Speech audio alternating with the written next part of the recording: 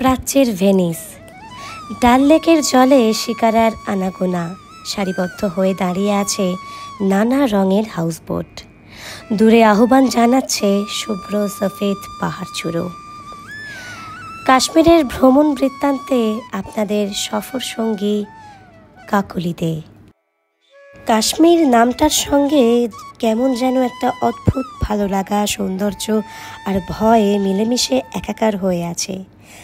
বাবা মার হাত ধরে প্রথম কাশ্মীর দেখা, মনে আবার কাশ্মীর যাওয়ার ইচ্ছে বেশ কয়েক বছর ধরে দানা বাঁধছিল। উস্কে দিল আমার এক বান্ধবী, সেই খোঁজ খবর নিয়ে একটি ভালো ড্রাইভারের সন্ধান দিল। ঠিক করলাম এপ্রিলের শেষে ঘুরে আসব কাশ্মীর। এই সময় টিউলিপ দেখতে পাওয়া যায়। কাশ্মীর যাওয়ার কথা বাড়িতে কিভাবে পারবো ভাবতেই বেশ কয়েকটা দিন চলে গেল। আশ্চর্যের বিষয়, কোনো বাধা পেলাম না বলার পর। রাজনৈতিক পরিস্থিতির টানাপোড়েন ও জঙ্গিহানা হামেশাই চলে, তাই আগাম খবর নিয়ে পরিস্থিতি বুঝে যাওয়াই ভালো। আমিও আমাদের ড্রাইভারের সঙ্গে কথা বলে নিলাম। ওর কথায় উৎসাহ আরও 3 গুণ বেড়ে গেল। এপ্রিলের শেষ সপ্তাহে আমি ও আমার স্বামী রওনা দিলাম বিমানে দিল্লি হয়ে শ্রীনগর। শ্বেতশুভ্র পর্বতের উপর দিয়ে উড়ে এসে যখন কাশ্মীর উপত্যকায় নামলাম, তখন বাইরে তাপমাত্রা 22 ডিগ্রি সেলসিয়াস। বেশ চড়া রোদ। ড্রাইভার দাদা আমাদের বিমানবন্দর থেকে নিয়ে হোটেলের দিকে চলল। দূরত্ব 15 কিলোমিটার। প্রচুর ঘরবাড়ি, গাড়ি ঘোড়া ও লোক দেখলাম চারিদিকে। যেরকম পড়ি বা শুনি তাতে কেমন যেন মনে হয়েছিল রাস্তাঘাট জনমানব শূন্য হবে বুঝি। মেলাতে পারছিলাম না। শ্রীনগরে ডাল লেকের ধারে একটি হোটেল আগে থেকেই 2 দিনের জন্য বুক করা ছিল।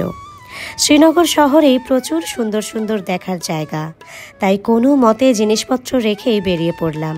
খুব খিদে পেয়েছিল, তাই প্রথমেই আমরা খেয়ে নিলাম রুটি ও চিকেন কাবাব, সঙ্গে নানা ধরনের চাটনি। শহরটিকে ঘিরে রেখেছে ডাল ও নাগিন লেক। লেকের ধারে রাস্তাটির নাম বুলেভার্ড রোড। লেকের জলের মাঝ বরাবর সারি সারি হাউসবোট, নানা রঙের ও নানা মানের। আর শান্ত ডাল লেকের জলে পর্যটকদের নিয়ে ভেসে বেড়াচ্ছে নানা রঙের শিকারা। তখনই ঠিক করলাম কাশ্মীরি জলজীবনের অভিজ্ঞতা থেকে নিজেদের বঞ্চিত করব না। 2 রাত কাটাবো হাউসবোটে। এখানে সন্ধ্যা হয় বেশ দেরিতে। তারপর লেকের ধার দিয়ে পাহাড়ের অনেকটা উপরে উঠে পরিমহল দেখতে গেলাম। এই পরিমহল নির্মাণ করেন মুঘল সম্রাট শাহজাহানের বড় ছেলে দারা শিকো। একেবারে ছাদে গিয়ে দাঁড়ালাম। রোদের তেজ বেশ প্রখর। এখান থেকে শ্রীনগর শহরটিকে দেখা যায় ডাল লেক, টিউলিপ গার্ডেনের অংশ। ছবি তোলার আদর্শ স্থান। শোনা যায় দারা শিকো জ্যোতিষচর্চা করতে পছন্দ করতেন এবং পরিমহল জ্যোতিষচর্চা কেন্দ্র হিসেবেই পরিচিত। কেউ চাইলে কাশ্মীরি সেজে ছবি তোলাতে পারেন। একটি মন্দিরও আছে এখানে, দেবী দুর্গার। পরিমহল দেখে পাহাড়ের অনেকটা নিচে চশমা শাহিতে গেলাম। শাহজাহানের তৈরি এই বাগান খুবই সুন্দর। সবুজ ঘাস, ফুলের ঝাড়, ঝর্ণা নিয়ে 3 ধাপে বিন্যস্ত এই বাগান। ঝর্ণার জল পাহাড় থেকে বেরিয়ে ধাপে ধাপে নিচে নেমে গেছে। শোনা যায় এই জল পান করলে সব রোগ সেরে যায় ও হজমও ভালো হয়। আমরা আমাদের জলের বোতল ভরে নিলাম এখান থেকে। এখানেও কাশ্মীরি পোশাক পরে সেজে ছবি তোলা যায়। এবার চললাম Indira Gandhi Memorial tulip garden দেখতে। বিকাল 5টা বাজে। তখনও রোদে ঝলমল করছে চারিদিক। জাবারওয়ান পাহাড়ের কোলে 12 হেক্টর জমির উপর এই বাগান। বর্তমানে এটি এশিয়ার মধ্যে সবচেয়ে বড় বাগান। এখানে প্রায় 70 রকমের টিউলিপ দেখতে পাওয়া যায়। লাল, হলুদ, গোলাপি, মেরুন, বেগুনি, সাদা ও আরও কত রঙের টিউলিপ দেখতে পেলাম। এক একটা শাড়িতে এক এক রকমের রং। টিউলিপ ছাড়াও নানা প্রজাতির ফুল ফুটে থাকতে দেখলাম। প্রত্যেক বছরের মতো এবছরেও জম্মু ও কাশ্মীর সরকারের টিউলিপ উৎসব শুরু হয়েছে 25শে মার্চ। আর তা দেখতে হাজার হাজার পর্যটকদের ভিড় জমেছে। আমাদেরও আশা সেই কারণেই। আমরা এপ্রিলের শেষে এসেছি বলে টিউলিপের সংখ্যা একটু কম। সারি সারি নানা রঙের টিউলিপ দেখতে দেখতে মনটা কোথায় হারিয়ে যাচ্ছিল বারবার। খালি মনে হচ্ছিল যদি একটু চারপাশে লোকজন কম থাকতো তাহলে কত ভালো হতো। ফেরার পথে ডাল লেকের পাড়ে দাঁড়িয়ে জলে সূর্যাস্তের দৃশ্য অতুলনীয়। হোটেলে ফিরে একটু পরিপাটি হয়ে ডাল লেকের পাড়ে গিয়ে বসলাম। ততক্ষণে হাউসবোটগুলির আলো জ্বলে উঠছে, আর সেই আলো ডাল লেকের জলে পড়ে ঝলমল করছে চারদিক। বার কয়েক শিকারা চালকেরা জিজ্ঞাসা করে গেলেন আমরা শিকার বিহারে যেতে চাই কিনা। সন্ধেটা লেকের ধারে কাটিয়ে আমরা রাতের খাওয়া সারতেই ঢুকলাম শামিয়ানা রেস্তোরাঁয়। খেলাম কাশ্মীরি চালের ভাত আর গোস্তাবা। ঠিক ছিল পরের দিন খুব সকালে ভাসমান সবজি বাজার দেখতে যাব, সেই মতো শিকারাও বলা ছিল। খুব ভোরে ইমরান আমাদের নির্দিষ্ট জেটিতে পৌঁছে দিল। আমাদের জন্য শিকারা তৈরি ছিল। শিকারাতে উঠেই গা এলিয়ে দিলাম গদিতে। ভেসে চললাম হাউসবোটগুলির মাঝখান দিয়ে। দেখতে পেলাম ভাসমান মিনা বাজার, যদিও এত সকালে বন্ধ ছিল। এই ডাল লেকের জন্যই কাশ্মীরের নাম প্রাচ্যের ভেনিস। আমি ভেনিসেও গেছি, কিন্তু মনে হচ্ছিল কাশ্মীর ভেনিসের থেকেও হাজার গুণ সুন্দর। দূরে পীর পাঞ্জাল পাহাড়ের চূড়োয় বরফ পড়ে সাদা হয়ে আছে, তার প্রতিচ্ছবি ডাল লেকের জলে দেখে মুগ্ধ হয়ে গেলাম। একজন ফুলওয়ালা শিকারা করে ফুল বিক্রি করছিল। আমায় দেখে এগিয়ে এলো ফুল বিক্রি করতে। কিছুক্ষণের মধ্যেই ভাসমান সবজি বাজারে পৌঁছে গেলাম। দেখলাম জনাকুড়ি লোক শিকারাতে পসার সাজিয়ে ভেসে বেড়াচ্ছে। কেউ ওলকপি বিক্রি করছে, তো কেউ পালং শাক ও টমেটো। কেউ শুধুই শশা বা ফুল নিয়ে ঘুরছে। কেউ কেউ শিকারাগুলোকে এক জায়গায় এনে গোল হয়ে গল্প জুড়ে দিয়েছে। অবাক হলাম একটাও ক্রেতা নেই দেখে। শিকারা চালককে জিজ্ঞাসা করতে সে দেখালো যে ক্রেতারাও শিকারায় চড়েই বাজার করতে এসেছে। এমন মিলেমিশে গেছে যে বুঝতে পারিনি। আশেপাশে হাউসবোট ও ছোট ছোট দ্বীপে বাড়িও আছে। এই সব বাড়ি ও হাউসবোটে যাওয়ার জন্য জলের উপর দিয়ে কাঠের ব্রিজ আছে। এর তলা দিয়ে শিকারাও অনায়াসে যেতে পারে। একটি লোক শিকারা নিয়ে আমার শিকারার পাশে এসে জানতে চাইল কাশ্মীরি চা, যাকে কাহাবা বলে, খেতে চাই কিনা। প্রথমে একটু ইতস্তত করছিলাম, কিন্তু তারপর এক কাপ চা চেয়ে খেলাম। শিকারাতে বসে কাঁচের পেয়ালায় চুমুক দিতে দিতে ছবির মতো কাশ্মীরের ভালোবাসায় ডুবে গেলাম। জানতে চাইলাম কত দেব।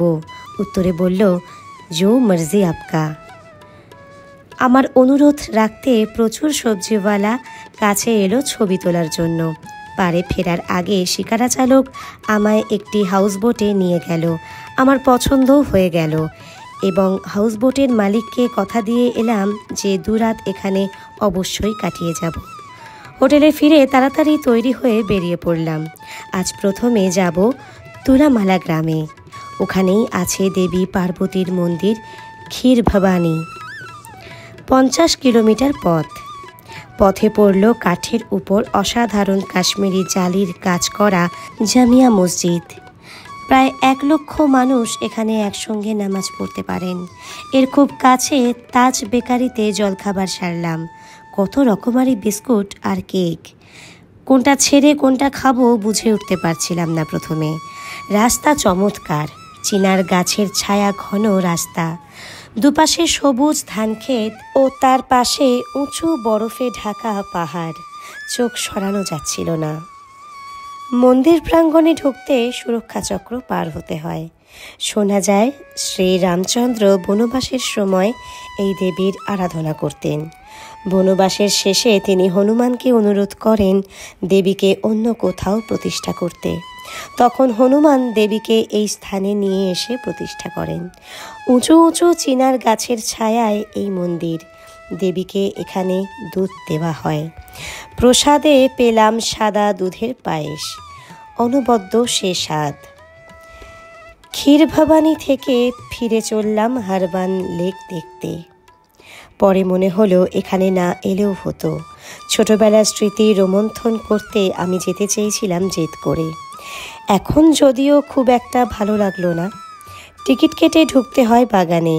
কচিকাঁচার দলে ভর্তি, মনে হলো কোনো স্কুল থেকে এসেছে এরা। ঝর্ণার জলে স্নান করছিল হুটোপাটি করে, বেশ মজার দৃশ্য। সত্যি কত অকুতভয় হয় বাচ্চারা। আমি হালকা সিঁড়ি বেয়ে উপরে উঠলাম লেক দেখার জন্য। খুব রোদ থাকায় অবশ্য বেশিক্ষণ থাকতে পারলাম না, নেমে এলাম তাড়াতাড়ি। দুপুরের খাওয়া সেরে গেলাম শালিমার বাগ দেখতে।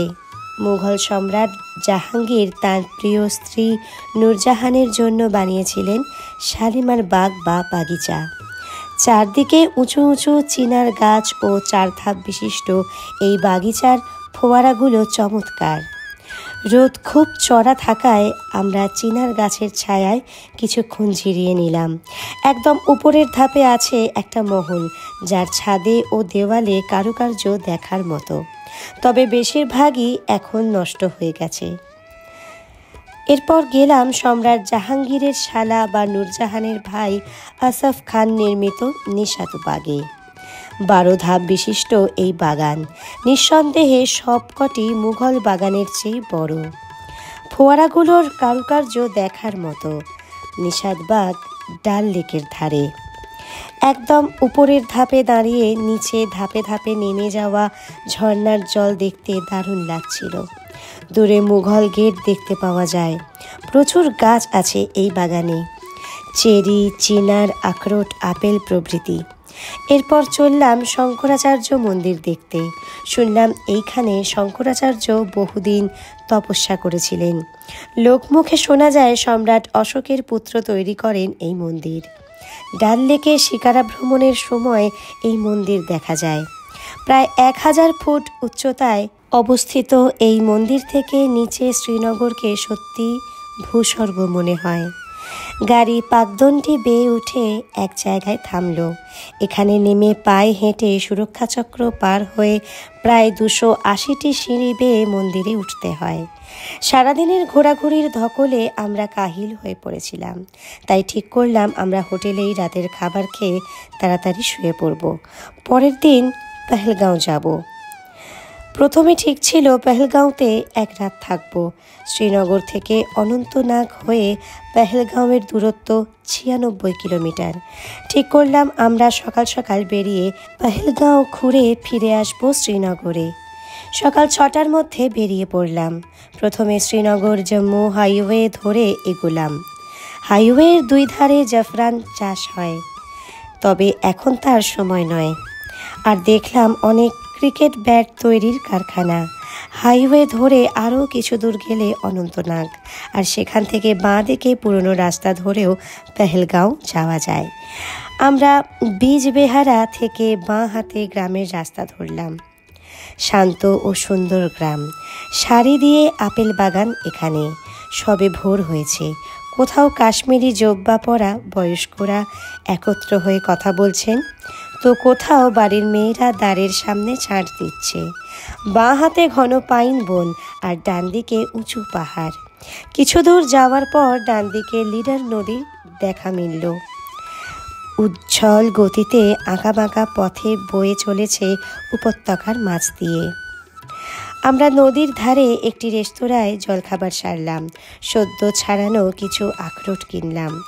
এইসব গ্রামে গুজ্জর সম্প্রদায়ের বাস। এই জাতির লোকই প্রথম ভেড়া চড়াতে গিয়ে অমরনাথের গুহা আবিষ্কার করেন। অমরনাথ যাত্রার সময় এইখানে লক্ষ লক্ষ যাত্রীর সমাগম হয়। পেহেলগাঁও লিডার ও শেষনাগ জলাধারের সঙ্গম স্থলে অবস্থিত ছবির মতো সুন্দর গ্রাম। পেহেলগাঁওতে দেখার জায়গা প্রচুর। সাইট সিইং করতে নিয়ম অনুযায়ী স্থানীয় গাড়ি ভাড়া করতে হলো ট্যাক্সি অ্যাসোসিয়েশন থেকে। 3টে জায়গা দেখবার ভাড়া পড়ল 1700 টাকা। সেই গাড়ি করে আমরা প্রথমে গেলাম বরফাবৃত পর্বতরাজি ঘেরা সবুজ আরু উপত্যকা। গাড়ি থেকে নেমে একটু পায়ে হেঁটে এগোলেই একেবারে স্বর্গ। চাইলে ঘোড়াতেও ওঠা যায়। কাছে পিঠে দেখার জায়গা কুটপাথরি, পোষপাথরি ইত্যাদি। এরপর গেলাম চন্দনবাড়ি।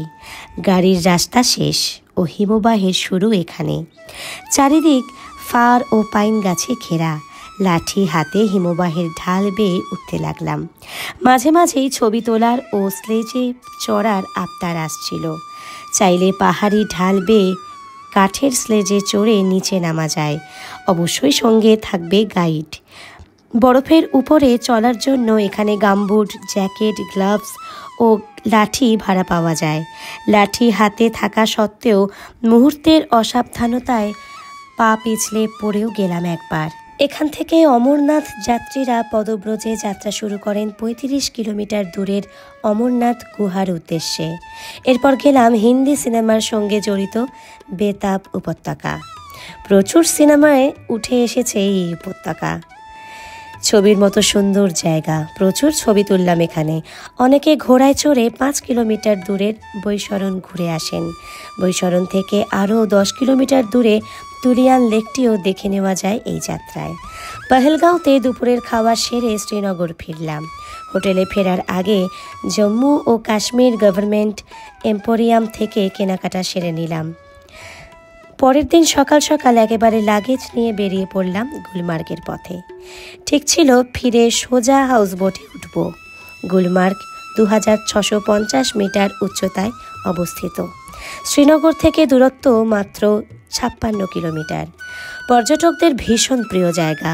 গুলমার্গে রাত্রিবাস করা যায়। অবশ্য বেশিরভাগ পর্যটকরাই সারাদিনের সফরে দেখে নেন গুলমার্গ।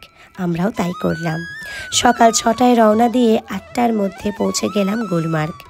টাংমার্গ পার করে রাস্তা পাকদণ্ডি বেয়ে উপরে উঠেছে। পাইন গাছের সারির ভেতর দিয়ে শ্বেত শুভ্র পর্বতচূড়ো উঁকি মারছিল যেন আমাদের জন্যই।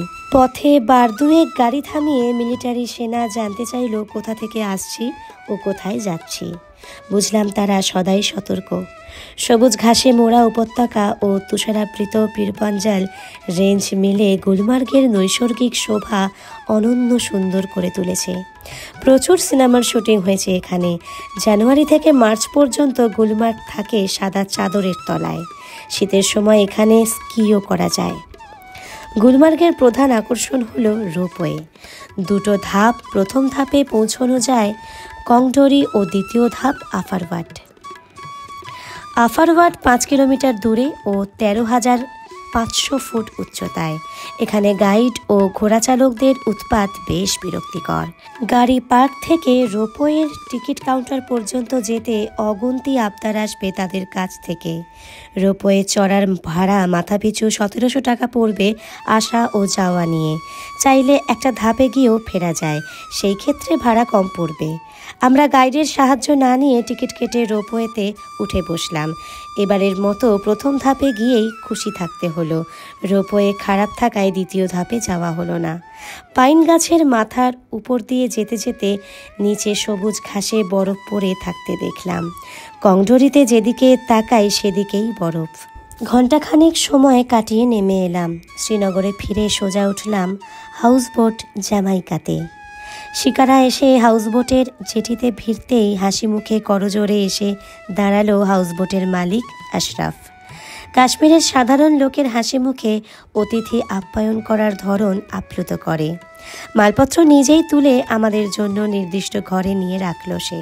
প্রথমে ঢুকেই ঝুল বারান্দা, তারপর সোফা দেওয়া বিরাট বসার ঘর, খাওয়ার ঘর ও পরপর ৪খানা স্নানঘর সংলগ্ন শোয়ার ঘর। যেমন কার্পেটের বুনন তেমনই কারুকার্য করা কাঠের আসবাব। তারিফ না করে পারলাম না। সারাটা বিকেল ও সন্ধ্যা কাটালাম ঝুল বারান্দায় রাখা গদিতে গা এলিয়ে চা খেতে খেতে বাইরের সৌন্দর্য দেখে। এখানে বসে সূর্যাস্ত দেখার মজাই আলাদা। পরের দিন খুব ভোরে শিকারাতে করে পাড়ে পৌঁছলাম। সেখানে ইমরান অপেক্ষা করছিল আমাদের নিয়ে সোনমার্গ যাবে বলে। শ্রীনগর থেকে সোনমার্গের দূরত্ব ৮৪ কিলোমিটার। এই পথেই জজিলা পাস পার হয়ে দ্রাস, কার্গিল হয়ে লে পৌঁছানো যায়। পাইন গাছে ঘেরা ভারী চমৎকার এই রাস্তা। পথের সাথী হলো সিন্ধু নদী। ডিসেম্বর থেকে মার্চ পর্যন্ত বরফে ঢাকা থাকে সোনমার্গ। দেখলাম এখন রাস্তার দুধারে বেশ পুরো বরফ পড়ে আছে। চারপাশে সবুজ ঘাসে মোড়া উঁচু নিচু উপত্যকা ও তুষার ঢাকা পাহাড় চূড়ো। সোনমার্গ ছাড়িয়ে কিছু দূর এগিয়ে আমরা দেখে এলাম কাশ্মীরের শেষ গ্রাম ও বালতালের হেলিপ্যাড। এই হেলিপ্যাড থেকে হেলিকপ্টার যায় অমরনাথ যাত্রীদের নিয়ে। এরপর আমরা ঘোড়ায় চড়ে ৩ কিলোমিটার দূরে তুষারবৃত থজ্জিওয়াজ হিমবাহ ঘুরে এলাম। যাত্রাপথ ও তাজ্জিওয়াজ হিমবাহের রূপে মুগ্ধ হয়ে গেলাম। ফেরার সময় দেখে নিলাম হজরত বাল মসজিদ। বছরে একটি বিশেষ দিনে এখানে হজরত মোহাম্মদের একটি কেশকে জনসমক্ষে আনা হয়। ডাল লেকের ধারে অপূর্ব সুন্দর কারুকার্য করা এই মসজিদ দেখে ফিরে এলাম হাউসবোটে। আগামীকাল সকালের প্লেনে দিল্লি হয়ে কলকাতা ফিরব মনে পড়তেই মনটা ভারী হয়ে গেল। ফটফটে পূর্ণিমার আলোয় ঝুল বারান্দায় বসে মনে পড়ছিল মুঘল সম্রাট জাহাঙ্গীরের কথা। আগার ফিরদৌস বার রুহে জামিন আস্ত হামিন আস্ত হামিন আস্ত হামিন আস্ত। অর্থাৎ যদি এই পৃথিবীতে স্বর্গ বলে কিছু থাকে তাহলে তা এখানে, তা এখানে, তা এখানে। এবার বলি কিভাবে যাবেন। কলকাতা থেকে দিল্লি হয়ে সরাসরি বিমানে শ্রীনগরে পৌঁছানো যায়। ট্রেনে জম্মু হয়ে বাসে বা গাড়িতে শ্রীনগর যেতে পারেন। কোথায় থাকবেন? শ্রীনগর হোটেল মালিক প্যালেস। ডাবল বেডরুমের ভাড়া 2200 টাকা থেকে শুরু। ইম্পেরিয়াল লেক ভিউ ডাবল বেডরুমের ভাড়া 5500 টাকা থেকে শুরু। হাউসবোটে থাকতে হলে যোগাযোগ করতে পারেন হাউসবোট ওনার্স অ্যাসোসিয়েশনে।